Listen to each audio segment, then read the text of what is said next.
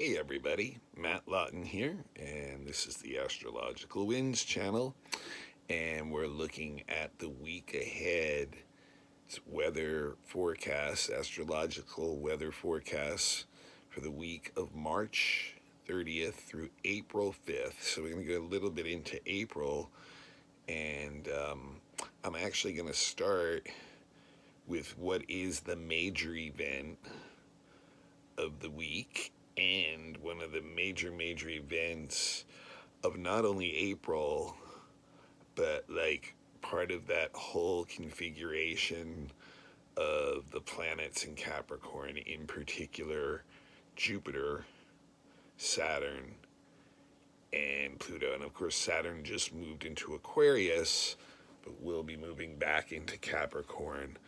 I think it's May 10th or 11th. So, that big event for this week is actually next weekend, and we're definitely feeling it already, and we'll be feeling it for pretty much the rest of this year.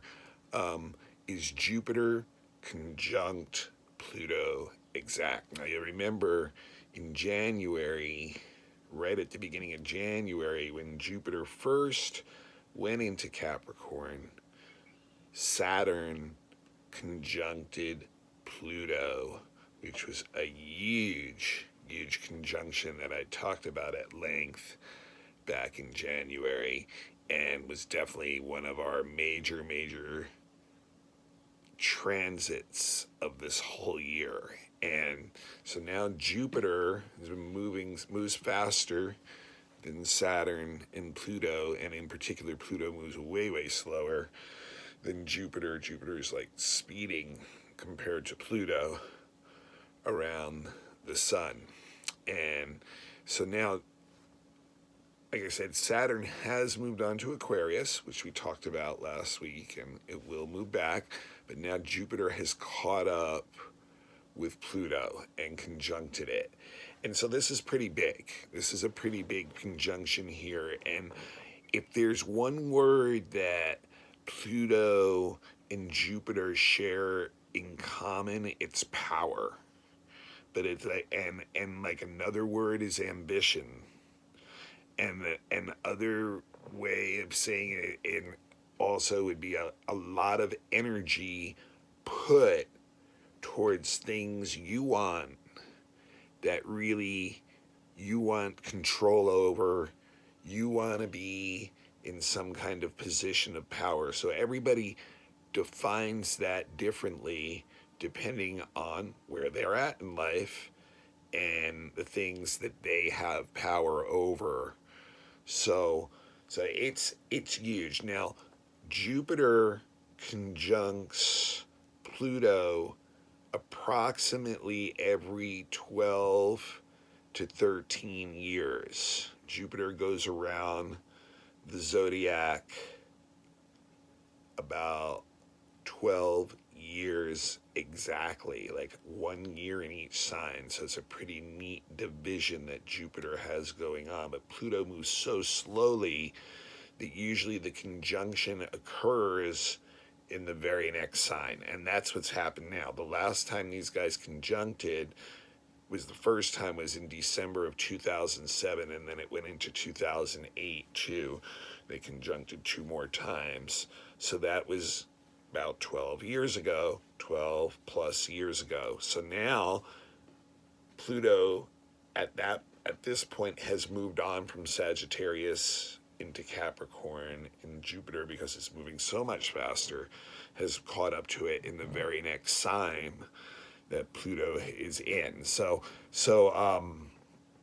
that gives you an idea, like, the cycle of the two of them. They work together on this 12, 13-year cycle. And so, like I said, really what it does on an individual level is get us very ambitious about things that we can control and things that we have power over. So like, we'll put like a lot of energy into what we want to do right now. And depending on who that is, the goal in that can be very different. There's a lot of people, that goal is to have, with Jupiter and Pluto, is to have more money or more just power and influence in the real world. So like, I think it's really interesting that, like, to me, Jupiter and Pluto together are a really good test of where people's consciousness are at, because what they choose to put that energy into will really show you what their main level of consciousness is focused on an everyday level. And so for many people, that is definitely money, business, and power, which Jupiter and Pluto definitely have a lot to do with. And that can be it. That can be the end game for them. But for other people, as I've said this before,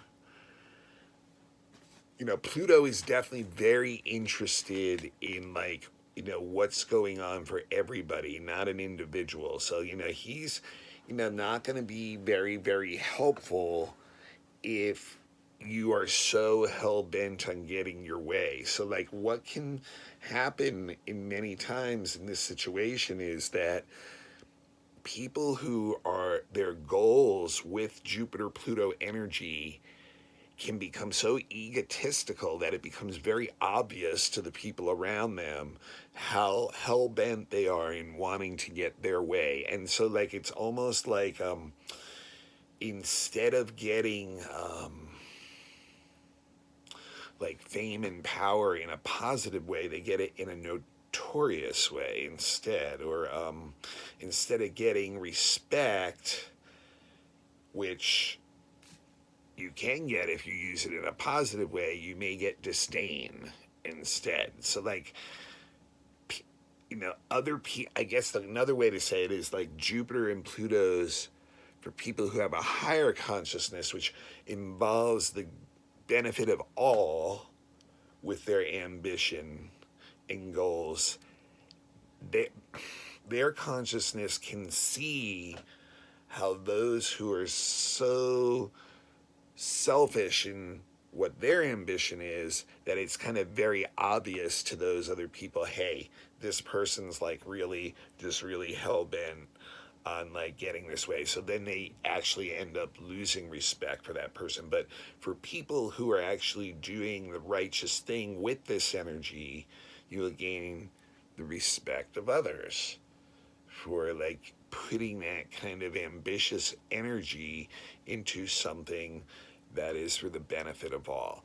And Jupiter will be very beneficial to people who are doing things for the benefit of all when Pluto's involved too. Now, what's interesting though about this is, remember that Jupiter is in Capricorn, which is one of the weakest places it can be. So the unfortunate thing about that is it locks into that old Capricorn energy again of like, those who are in power will use this energy to get what they want and really like not really care too much about others in that situation. So it's really interesting what's going on in the world, and in particular the United States again right now, with the economy crashing because of the coronavirus.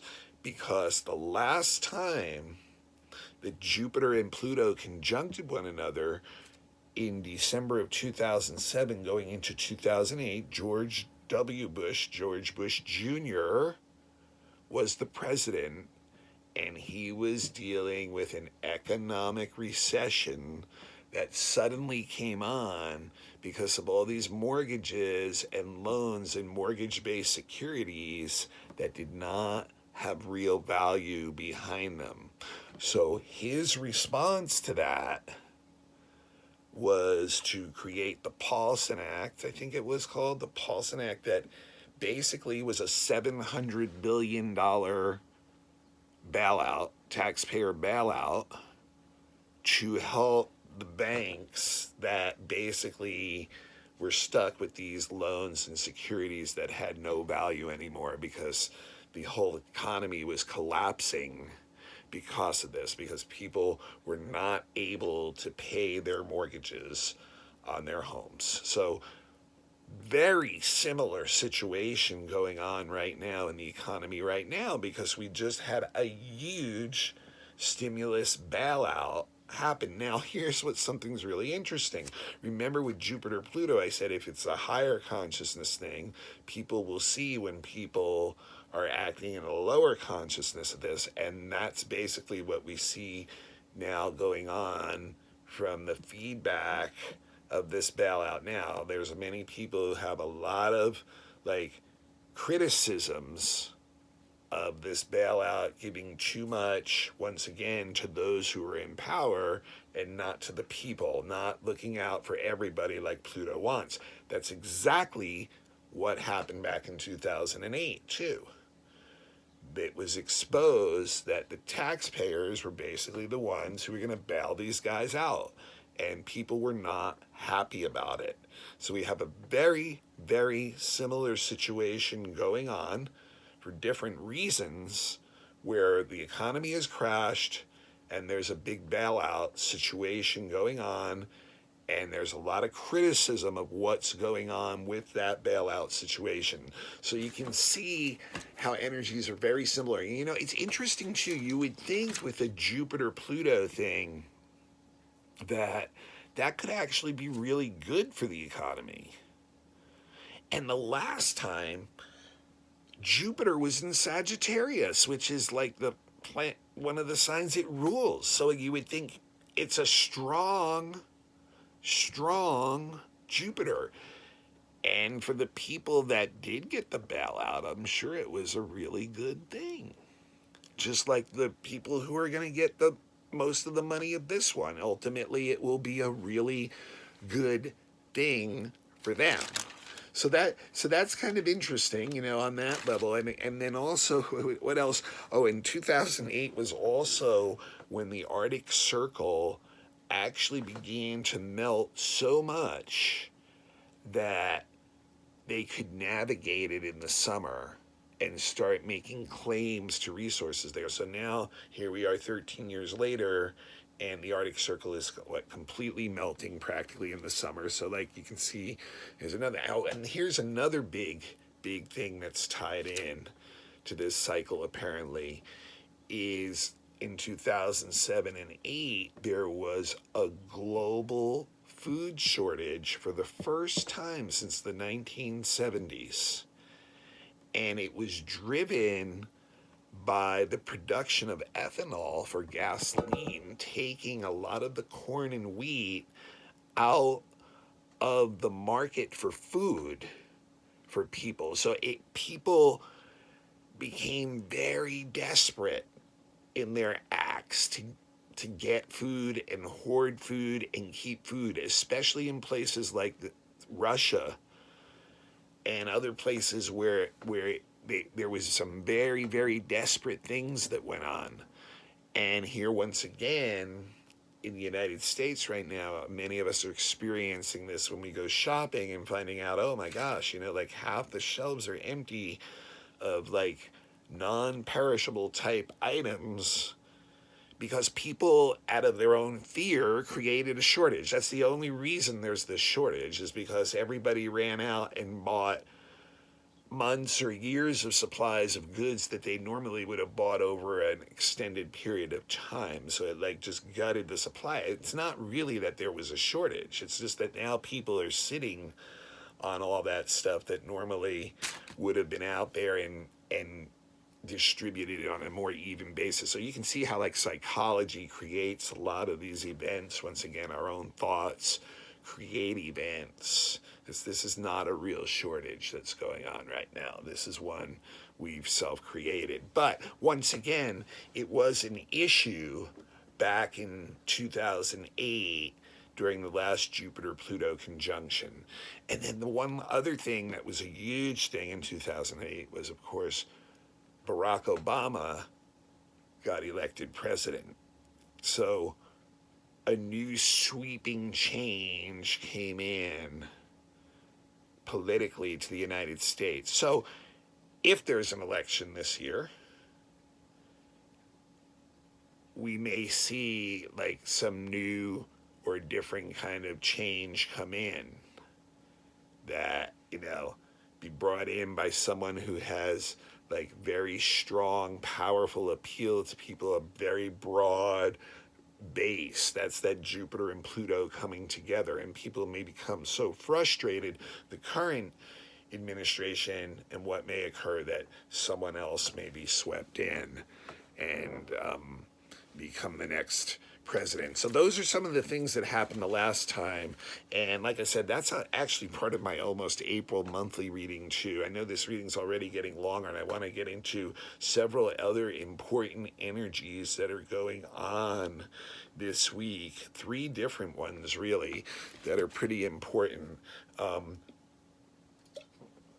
The first one is today, Monday. Mars goes into Aquarius, so it's going into the higher octave of Saturn now, where people are going to want to take actions that they feel that are uniquely theirs. They're going to be alternative. They're going to be different. They're going to be more beneficial for all, for society, for a greater good, for a greater cause. And they were going to be willing to put their energy behind that. So I think that, it's interesting on that level. I think that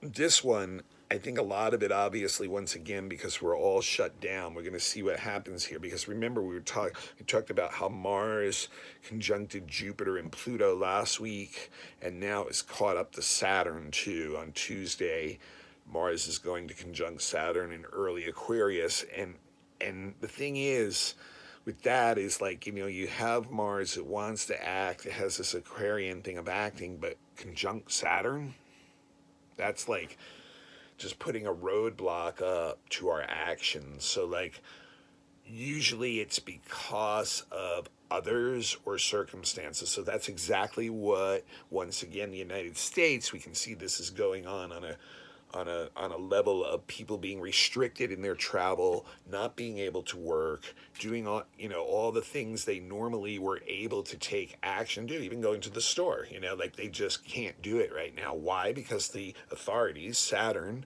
have ordered everyone to basically stay home.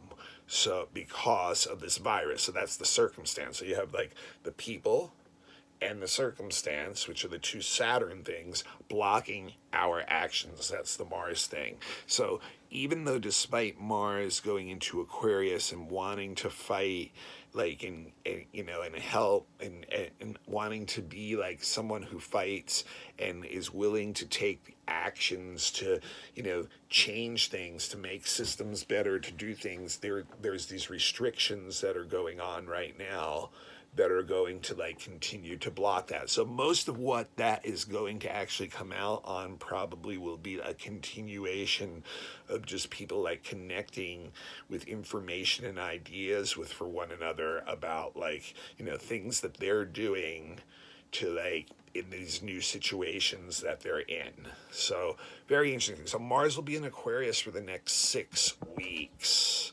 So definitely a time of like, really wanting, our own freedom and recognition in our actions, but we want them to be in alignment with groups and ideals that we, and we are willing to put ourselves like 100% behind that. But like right now, especially in the beginning of this, with the conjunctions to the, Saturn and Pluto still this week going on, it's not going to be something that like is going to be able to be actively done in the physical world very much. Also this week, Mercury still in Pisces for weeks and weeks and weeks now, and the weakest sign in the zodiac for Mercury to perform in, conjuncts Neptune. So to me, all that is like, once again, a continue. I mean, Neptune is like co-ruler, affinity, modern ruler of Pisces, Mercury does not like to function in Pisces. So, it's the perfect storm of, once again, mis and disinformation, outright deception and lying,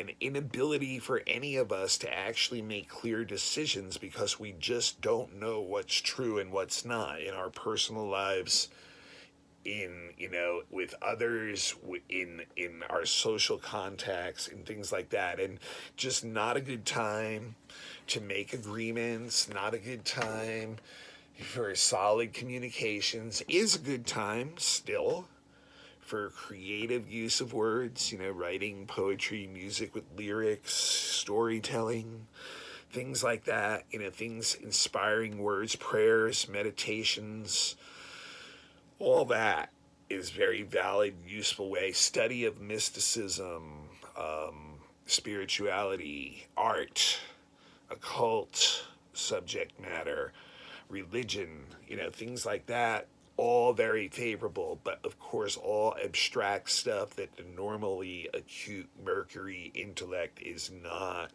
really the best operator of that machine. So we'll have a continuation of that. And like, once again, unfortunately for most of us on a bigger level, that means we just really can't trust what we're being told by most others, and that's, unfortunately where we are. We just have to like find our own inspiration, really. The last, oh no, almost the last thing, Venus is changing signs this week too, along with Mars, and Venus is going from Taurus, where she's been so happy the last couple weeks, to enjoy the simpler things in life, to appreciate food, to appreciate nature, to appreciate the people we love, and like actually being able to be around them or not being able to be around them, and finding out how much we appreciate them. And the same with the food, going into a store and finding out we can't get the foods we want, and being able to appreciate all that. So now Venus goes into Gemini, where she's definitely not as strong, but she's like, what did I write? She's like the social butterfly who, flits from one thing to another, picking up a little bit here and a little bit there, but never getting or staying long in one place or getting very deeply into anything. This is all about air, first of all, just like collecting little things socially, little bits of information, gossip, chatting, what's up, what's going on, oh, did you hear this, that kind of thing is going on. But like, it's just very superficial, and it's very like, positive, but it doesn't want to get emotional. It's into humor, it's into fun, it's into like, sharing information, but it doesn't want to get into the depth of any of that. It wants to like stay floating on the air, and just like, getting hit, but it doesn't want to look at the deeper, shadowy sides of a lot of this stuff, and will actually distance ourselves from those who are acting overly emotional during a Venus in Gemini period. And to top that off, it's trining Saturn. So just like Mars, it's got some Saturn stuff going on, which basically is like, listen, the people who are most valuable to me right now are the ones who are the most practical, and like, my like business relationships, sober relationships, grounded relationships, stable relationships. There's not a lot of like deep emotional contact that is wanted right now by Venus in Gemini, and then trining Saturn this week. And the one last thing I wanted to mention, because we're getting too long here again, is there is a first quarter square of the moon in Cancer on Wednesday to the sun in Aries, and these two can be tough, together. Like the moon's like mom, and the sun in Aries is like her rebellious son who she can't control. So like kind of think of that picture a little bit, like, because the moon in Cancer is really strong. It's very sensitive. It wants nurturing. It wants everyone to be taken care of. And Aries' sun can be very insensitive to others and their actions and stuff. So there's like this conflict that's going on that needs to, they both need to find balance. Cancer has to understand that it can get a little bit too emotional and controlling and dramatic, and that can turn Aries away and off and chase them away. And Aries has to realize, yeah, like, it's not all just about you, that other people need to be like taken care of and put into your equation every day. So that's what I'm going to finish with now. We're already up at 25 minutes, but I will look at the month of April later this week. But we got a big chunk of it just now with the Jupiter Pluto thing that I told you about. That's definitely going to be a huge thing, not only for April, but pretty much for the rest of this year. All right, this is Matt Lawton, and this is the Astrological Winds channel. My contact is matthue823@gmail.com. That's Matt, MATT, HUE 823@gmail.com. I do all kinds of astrological readings and services, and I would love to do one for you if you are in need of that. All right, until next time, signing off.